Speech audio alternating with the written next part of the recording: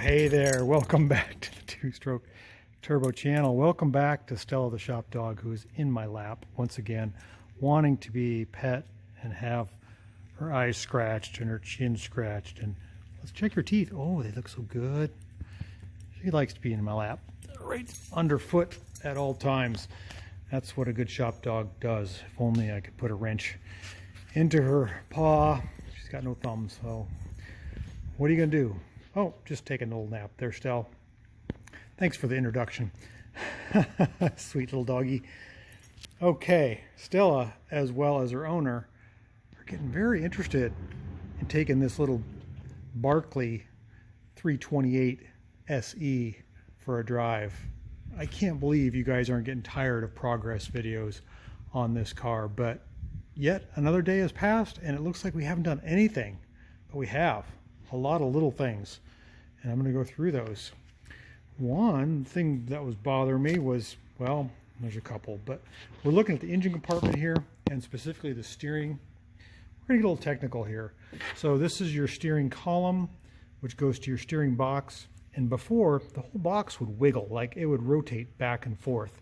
And I was like, what is going on there? I thought it was because the rusty aluminum that the box attached to, which is not very sturdy. I thought maybe that was it. Turns out there's a collar deep underneath here that was loose, and so that box is tightened up. So that's one thing that was bothering me. It took a while to figure out and get done. The other was the other end of the steering column where it attaches to the lower part of the speedometer. This was broken off, so the column, which goes under the dash all the way forward there. Let's see if I can get underneath there, show you, which is this black pipe here that goes all the way down. This was just flying in the wind, flopping around. Now it's nice and tight. What I did is I kind of renewed this bracket, and then inside the speedometer housing, I made another bracket and bolted that. And I just hope that it doesn't bust the fiberglass off the bottom of that. I think I've fixed this already once. But I fixed it better this time. You can see my handiwork in there. So I made that white bracket. It's metal, as kind of a sleeve or support, and then drilled it, put some bolts in. Now we've got a really secure steering. This isn't the final wheel, but we have a supportive steering shaft, I should say. So that's done.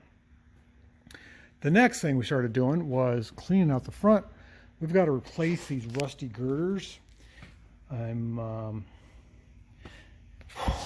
They're just Swiss cheese, as you can see the rust there. I think the whole thing's going to come apart. This one you can see goes all the way through. It's just pith. Those go up and under the bulkhead and attach on the bottom of the car. So I've got to lift this cradle out before I get the diff in here, unbolt it, maybe clean and paint, sandblast that thing, make sure it's structurally sound. And then I've got to detach all these rivets that are attached to the bottom, which is basically the frame. Figure out how to replace those and strengthen those up. Also, I have been made aware that my front end has been, so someone at some point has added a good 4 inches onto that nose pan. There used to be a crossbar at the end of this frame here. That's where the car is supposed to end. This is all additional. I guess I've got to redo that, and they patched it. You can see that they cut this bottom lip off, extended it this far. Ah, what a mess. Also, these motor mount stanchions, I'm not going to use those. Those are going to go. Don't have any need for them. They're just extra weight and ballast, so I got to get that all out of there. There's a lot of work. So working on that and working on the rear suspension, which is equally as rusty, figuring out how to thread the needle, basically.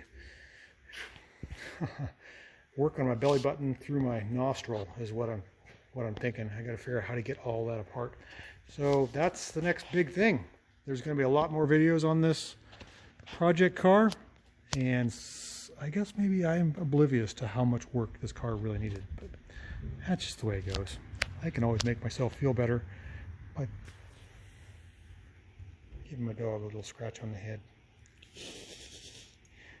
That's a good puppy. That's my good little Berkeley. Are you my Berkeley?